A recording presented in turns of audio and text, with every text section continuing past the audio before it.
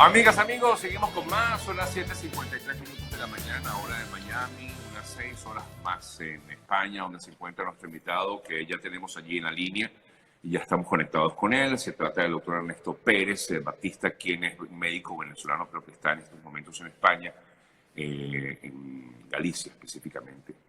Ernesto, gracias por permitirme conversar contigo a esta hora de la mañana. Bueno, primero, antes de comenzar Gracias a ti, Sergio. lo que queremos hablar, háblame un poco de la situación en España, porque efectivamente el número de casos se ha incrementado de una manera exorbitante. De hecho, se informa que el país con más incremento de casos en estos momentos es España. Ya se ha confirmado por lo menos 150 personas más fallecidas y casi 2.000 contagios por el coronavirus en 24 horas allá en España. Sí, bueno, aquí la situación realmente hay que tener cuidado porque acaba de decir el ministro de Sanidad que ya son 11.118 casos confirmados. El 46% se encuentra en Madrid. Las comunidades autónomas con más incidencias son Madrid, Cataluña, el País Vasco, y uno de los más preocupantes, sobre todo por la densidad de población, es en La Rioja, que no hay tanta población como en las grandes comunidades autónomas como Cataluña, el País Vasco y Madrid, sino que la población es más pequeña, pero sí que hay bastante número de casos. También se ha aumentado el número de casos muertos, que son hasta ahora, según cifras oficiales, 491, 563 se encuentran en cuidados intensivos y se han curado y ya están en cuarentena en casa 1.028 casos. Sí, así es. Terrible esta situación. Sí. ¿Por qué cree, doctor, que esto se ha incrementado de esta forma en España? ¿Realmente hubo poca información o realmente la gente no está o no acató durante un buen momento todo este llamado a permanecer en cuarentena?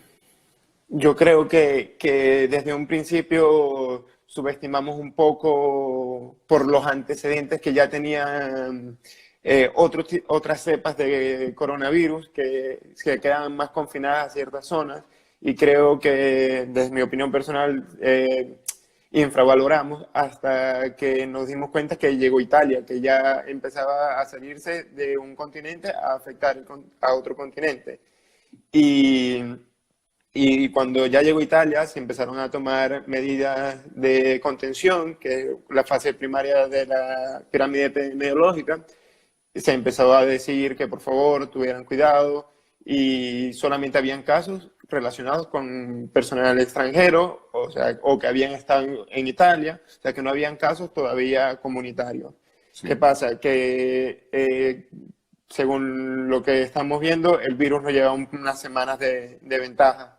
Entonces, las medidas cuando se tomaron, ya están apareciendo los nuevos casos que no habían aparecido en estos fines de semana donde no se habían tomado las medidas.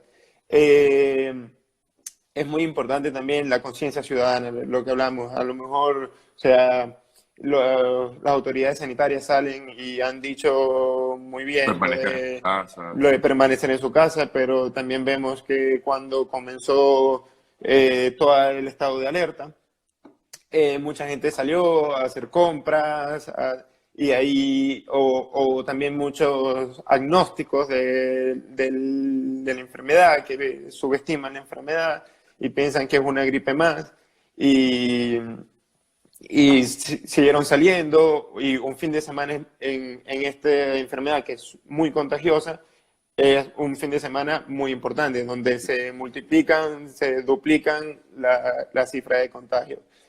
Y bueno, yo creo que a partir de ahora que ya pasamos a una segunda fase, donde ya tenemos casos comunitarios y ya se tomaron las medidas de cuarentena, y que la verdad es que son pocas las personas que ves por la calle, ya la Guardia Civil y la policía está tomando acciones de patrullaje, mandar a las personas a su casa, poner multas si se están incumpliendo.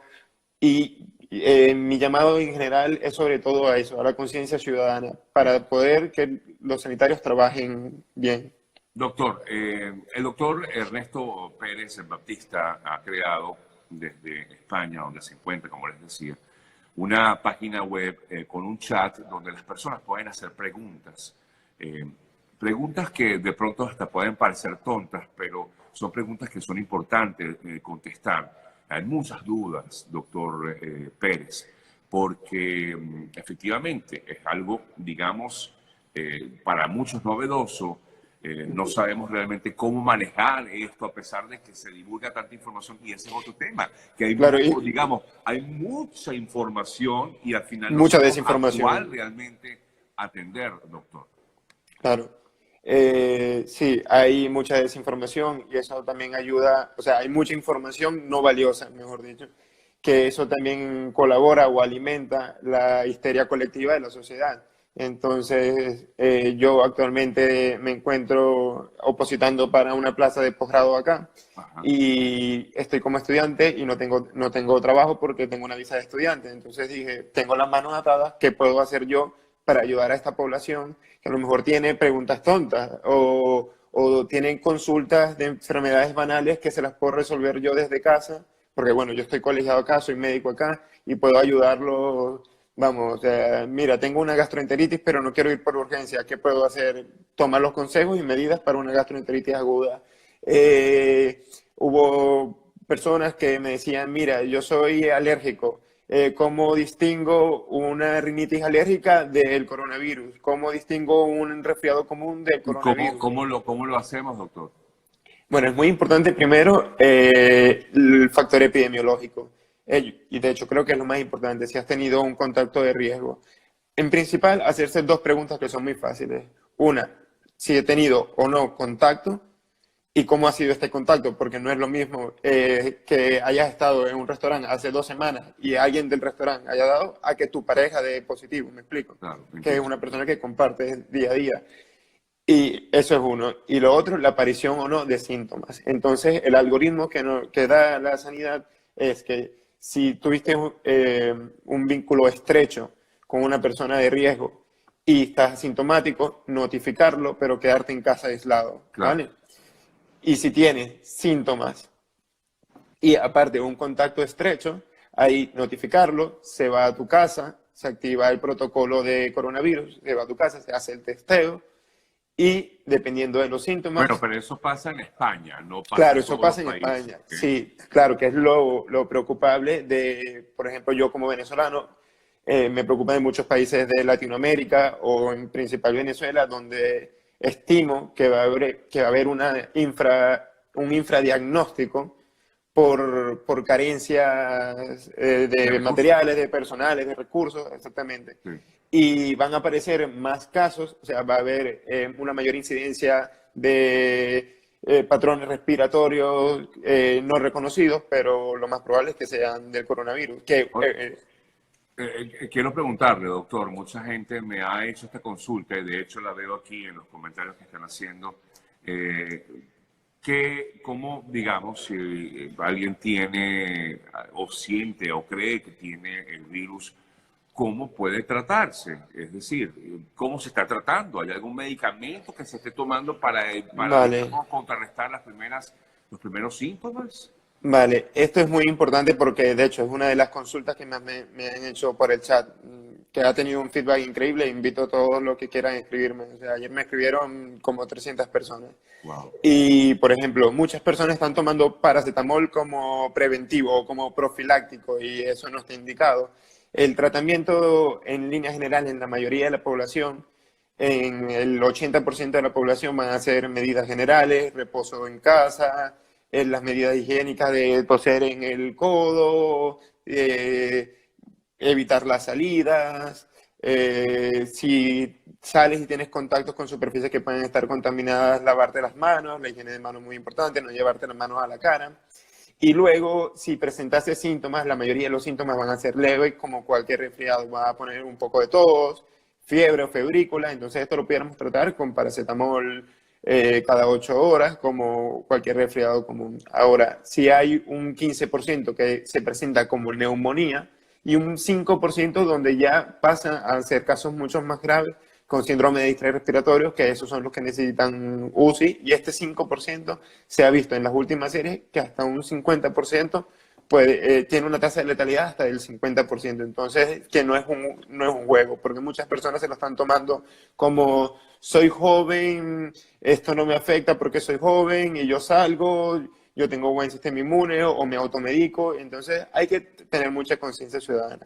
También importante tocar temas con que al día de hoy sí que se está investigando mucho y a lo mejor lo que te diga ahora en un mes va a estar obsoleto porque como es un virus nuevo están investigando muchísimo. Ahora mismo se sacó un medicamento que está en fase 3 de ensayos clínicos, que es el Remdesivir de la farmacéutica Gilead Science, y es uno que in vitro ha dado muy buenos resultados. O sea, ya se está empezando a probar en pacientes y ha dado muy buen resultado. Otra medida terapéutica son una combinación de retrovirales, que es el lopinavir y ritonavir, más interferón alfa o interferón beta, que son retrovirales que se han utilizado para el SIDA, por ejemplo, y se están dando, pero todavía no hay ningún fármaco indicado. Exactamente. Y quería preguntarle acerca de los mitos que hay con respecto al tema del ibuprofeno, que el gobierno francés Sí. o el ministro francés de salud pues había alertado de que no era conveniente tomarlo. Entonces la gente empieza también a generar, sí, a Claro. sentirse paranoica en este sentido. Sí, sí, ¿no? sí. Sí, bueno, son dos cosas muy importantes que también me lo preguntan mucho las personas. Porque también con los antihipertensivos tipo IECAS o ARA2 y con el ibuprofeno, ¿qué pasa? En unos estudios observacionales que se hicieron el año pasado en Francia, se denotó que pacientes con toma de ibuprofeno de manera automedicada o y alguna serie de casos en China de pacientes con hipertensión arterial que tomaban IECAS y ARA2, iba peor la enfermedad. ¿Por qué? Porque aumentan los receptores de una proteína que se llama la ECA2, que permite la entrada del virus a la célula pulmonar. Pero ¿qué pasa? Estos fármacos, tanto los IECAS como los ARA2 para hipertensión, son muy importantes. O sea, son fármacos que han demostrado aumentar la sobrevida en la persona con patología cardíaca. Entonces, ¿cuáles son las reales recomendaciones? Si tú tienes tu tratamiento de base, sea el ibuprofeno en pacientes reumáticos, en pacientes con artritis reumatoide, pacientes con dolores crónicos, si ya tú tienes tu tratamiento pausado de base, puedes seguir tomando el ibuprofeno. Claro. ¿Vale? Ahora, ¿qué pasa? Si eres una persona sin factores de riesgo y vas a empezar a tomar algún medicamento, se recomienda que preferiblemente se comience por el paracetamol, ¿vale? Ahora, doctor, bueno, es que cada país tiene sus propias situaciones, porque, por ejemplo, allá en España, inmediatamente pues se cree que hay un caso, se llama a un número específico y Sí. pues van directamente a buscarte o por lo menos chequearte en el lugar. Sí. Aquí en Estados Unidos, incluso, donde vivimos hoy día, pues hay poca información, a pesar de que pues piense lo Eso es contrario. muy, muy importante. Hay poca información, de hecho, la gente no sabe a dónde acudir como tal. Y estamos hablando de Estados Unidos. Sí, sí. Y en Venezuela, por ejemplo, o en los países latinoamericanos, no todos están en la No, misma, y en la de misma- hecho, con el éxodo de venezolanos, ayer me escribió, por ejemplo, una chica de Abu Dhabi, o me han escrito de todas partes del mundo. Entonces, una recomendación muy, muy importante es que averigüemos cómo es el protocolo en nuestras ciudades, ¿vale? Por ejemplo, aquí en Galicia se llama el 061, que es el número de emergencia, y vemos si se activa el protocolo o no. Viene el personal de salud pública y preventiva, te hacen el hisopado para hacer las muestras, y así se maneja aquí. pero es muy importante que al momento de, si tuviste un contacto de riesgo o un viaje a una zona de riesgo y empiezas a presentar síntomas, veas cómo es el protocolo en cada ciudad. Porque también existe un riesgo de tú siendo infectado, estando infectado, ir a ciegas a un hospital o ir a ciegas que fue una de las cosas que pasó en Corea del Sur, donde hay como una costumbre de que tú no te quedas con un médico, sino que visitas varios médicos y eso ayuda a esparcir Claro, el claro, virus. claro. Entonces, por eso la sanidad española, por ejemplo, decidió como que quédate en casa, aislado, y nosotros vamos y hacemos la muestra y te decimos el resultado. Y dependiendo de la sintomatología que presentes, vas al hospital o te quedas en aislamiento preventivo en casa. Doctor, conversamos, amigas, amigos, con el doctor Ernesto Pérez Batista. Él es un médico venezolano hoy día radicado en España, en Galicia específicamente, y él ha creado una página web en la cual pues ofrece un chat donde la gente hace consultas un poco para tratar de agilizar la situación Sí, sobre en todo los eso. centros hospitalarios que hay en España, básicamente en Galicia, y no abarrotarlos necesariamente. A veces no es incluso bueno acudir todo el mundo a ese centro No, porque de hecho, ese es el real miedo, Sergio, que da. Imagínate, te pongo un ejemplo. En Galicia son casi 100.000 personas. Con que en Galicia no, en Santiago de Compostela, si el 1% de la población, son 1.000 personas, van directo al hospital, colapsa la urgencia. Entonces, una de las razones que me motivaron a hacer esto es que la gente que vaya a urgencia es porque realmente la necesita. Es como una especie de traje. Me dan sus síntomas y le digo, mira, sí, consulta por urgencia. O según mi criterio, yo llamaría al especialista y hablaría por teléfono antes de acudir a la urgencia. Porque hay casos de, o sea, consultas de revisión en pacientes muy mayores, por ejemplo, pacientes de 80, 90 años que tienen su revisión periódica. sí, Entonces, a lo mejor es más riesgo que beneficio que se trasladen a un sitio como el hospital, que es donde están los pacientes de riesgo. Entonces, intentar desaturar la sanidad pública y que la gente que vaya al hospital sea porque realmente lo necesite. exactamente. Y en estos momentos de, como digo, de tanta ansiedad social, muchas personas me han escrito y lo que tienen son síntomas de ansiedad, Exactamente. El mismo estrés que que genera todo no puedo esto. respirar, no puedo dormir anoche, será el coronavirus, yo sufro Exactamente. de ansiedad y no, esto puede ser más Claro. el episodio de Ahora, ansiedad si no has tenido contacto. sí. Doctor, permítame hacerle Bien. algunas preguntas que me han hecho y le Sí, voy a sí, sí. pedir que me responda lo más concreto que pueda para darle más Vale, claridad a preguntas que han hecho. Por eso permití pues, vale, el chat abierto para que la gente pudiera preguntar, ¿no? Entre otras cosas, perfecto. aquí, por ejemplo, una persona dice, ¿es bueno inyectarse vitamina B12 para subir las defensas? Eh, no sé, no están en las indicaciones. O sea, la vitamina B12 siempre va a ser bueno, previene de la anemia, pero no está entre las indicaciones para subir la defensa. O sea, la defensa la vas a tener si tienes una buena nutrición, un buen estilo de vida y si no tienes alguna patología de base o uno de los factores pronósticos, pero no está descrito ningún suplemento o ningún comida o algo que te vaya a hacer menos riesgoso de padecer la enfermedad. Es cierto que aquellas personas que, pues, digamos, tienen esa buena alimentación son menos propensas o tienen una vida menos estresada, cosa difícil en un mundo como el de hoy, son menos propensas a ser contagiadas. O sea, No, el estrés realmente puede generar, bajar las defensas.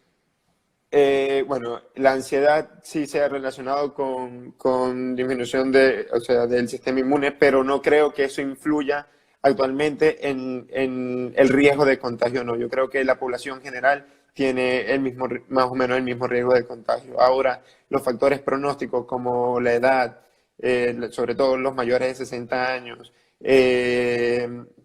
las comorbilidades respiratorias, el EPOC, si de niño tuviste una patología pulmonar crónica, los asmáticos, si tienes diabetes, inmunosupresión, VIH no controlado o otro tipo de inmunosupresión, esos casos sí que tienen no mayor riesgo de contagio, sino mayor riesgo de ser una afectación grave, aunque se han visto muchos casos de que no tienen ningún factor pronóstico que han evolucionado de manera grave. Sí. Doctor Pérez, ¿tomar ácido fólico es bueno? Bueno, las recomendaciones generales, el ácido fólico siempre entre las medidas nutricionales que se tomen va a ser bueno, pero no va a mejorar o te va a prevenir el contagio de la enfermedad. ¿Algún cuidado especial para personas que son asmáticas? El cuidado especial es en las medidas generales de todos. Toser y estornudar en Claro, pero el asmático de pronto tiene como que es más Claro. propenso, puede ser. No es más propenso al No. contagio. ¿Qué pasa con los asmáticos? Que como muchos de otro tipo de virus que afectan al tracto respiratorio, pueden desencadenar una crisis de asma, ¿vale? Entonces, este virus también puede desencadenar una crisis de asma que complique más la enfermedad pulmonar, pero el riesgo de contagio tienen igual que la población en general. Sí. Pero como pacientes pulmonares crónicos deben tener cuidado a la aparición de síntomas o al contagio porque son pacientes de riesgo por su condición de patología crónica pulmonar. Si uno tiene un resfriado, por ejemplo, Bueno. o tiene un resfriado y ese resfriado dura, normalmente los resfriados duran 3, 4 días, ¿no? Aproximadamente. Si ese resfriado, a ver, ¿cómo diferenciar que realmente es un resfriado al virus, al coronavirus? Vale. Es un poco difícil diferenciarlo porque tienen bastante sintomatología parecida, pero entre las diferencias podemos ver que el coronavirus, por ejemplo, la enfermedad asociada al coronavirus del 2019, porque coronavirus digamos que es la familia de virus, tiene una tos seca, suele ir con fiebre mayor de 38 grados cuando presenta clínica. Cuando presenta clínica, de verdad, una fiebre, la tos seca, sensación de dificultad para respirar, suele ir de unos 2 a unos 14 días la sintomatología, mientras que la gripe común, como hablábamos, producida por el rinovirus, suele producir rinorrea, hialina, mocos, sensación de malestar general, dolor articular, que el coronavirus suele presentarlo pero muy poco, Sí. dolores articulares, tos productiva, moco, rinorrea, como ya decía. O sea, que es otra sintomatología. Sí. Es una tos seca y